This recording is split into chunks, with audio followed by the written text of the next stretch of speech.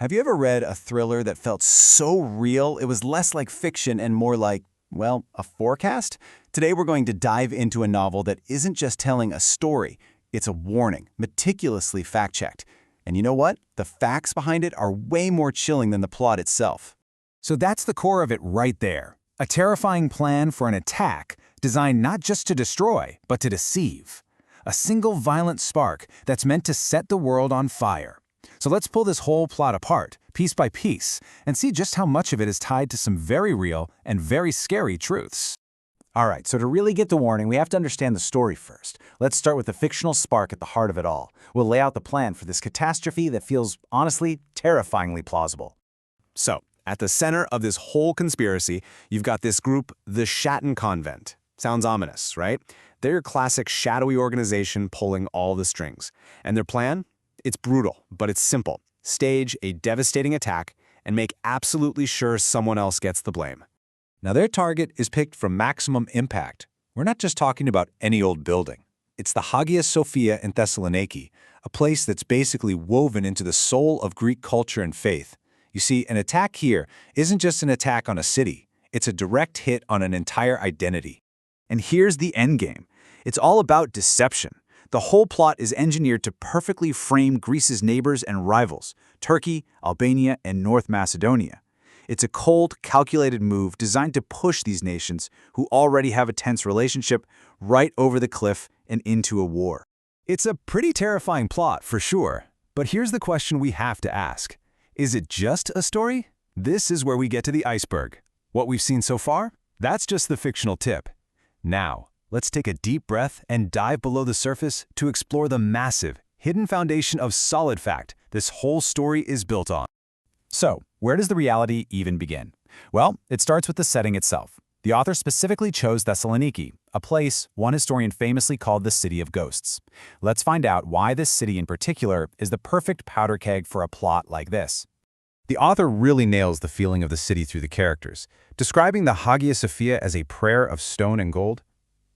Wow, that tells you immediately that this church isn't just scenery, it's the emotional, historical heart of the entire story.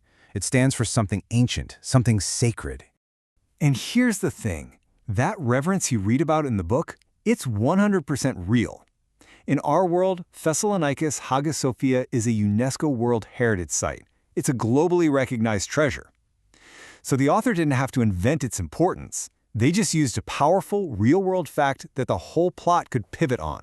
I mean, this city isn't just old. Its history is incredibly dense. It was a crown jewel of the Byzantine Empire, then a vital city in the Ottoman Empire for almost 500 years. It was once home to one of the most vibrant Jewish communities in the world.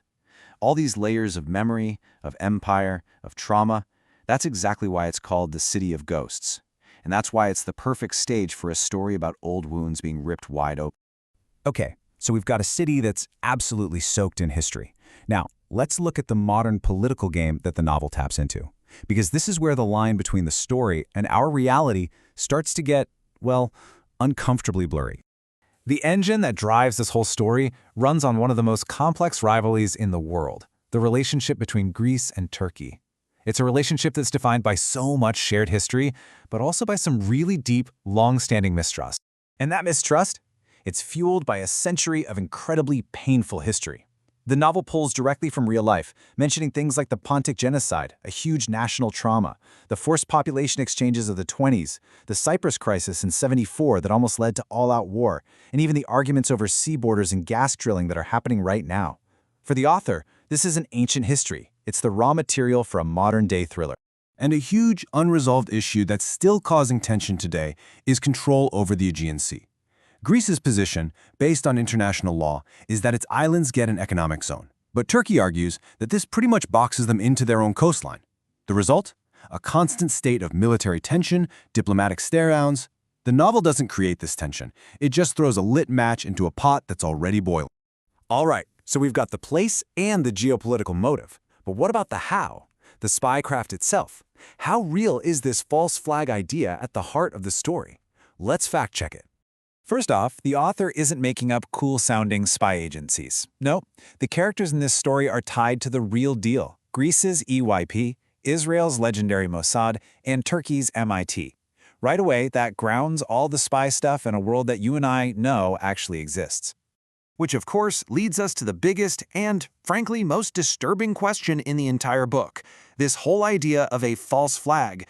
Is that just stuff for the movies? I mean, could a powerful group really plot an attack and blame it on an enemy just to justify going to war? So, let's be super clear on what a false flag operation is. It is pure, calculated deception. You commit an attack, but you plant all the evidence to make it look like your enemy did it. And the goal? To manipulate everybody and give yourself the perfect excuse to retaliate. Okay, and this is where fiction and reality just collide with incredible force. Because this isn't fantasy. In 1962, the U.S. Department of Defense drafted a real top-secret plan called Operation Northwoods. The plan proposed staging fake terrorist attacks on American soil against American citizens, all to blame Cuba and build public support for an invasion. Now, President Kennedy rejected the plan, thankfully, but it was real. And the most unbelievable part? The author cites this exact operation in the book's bibliography. The fictional plot has a direct, declassified, real-world precedent. So, what's the big takeaway here? I mean, why would an author go to such extreme lengths to ground a thriller in facts you can actually verify? What's the ultimate point of a fact-check story like this? Well, the author tells us themselves, right in the notes. They aimed for something they call absolute integrity override. Basically, it was a personal rule. Every single factual statement in the book, from a historical event to a type of weapon, had to be meticulously verifiable. This just elevates the whole thing from being a simple story to a deliberate act of documentation. And this brings us right back to our iceberg. By building this fictional story on top of a colossal hidden base of documented reality, the novel completely transforms. It stops being just entertainment. It becomes a mirror, forcing us to confront the very real tensions and the terrifying possibilities that exist in our world right now. And that leaves us with one final, pretty unsettling thought. When the setting is real, the historical wounds are real, and even the blueprint for the conspiracy is real, it really forces you to ask, where exactly does a fact-based warning end and a plausible prediction begin?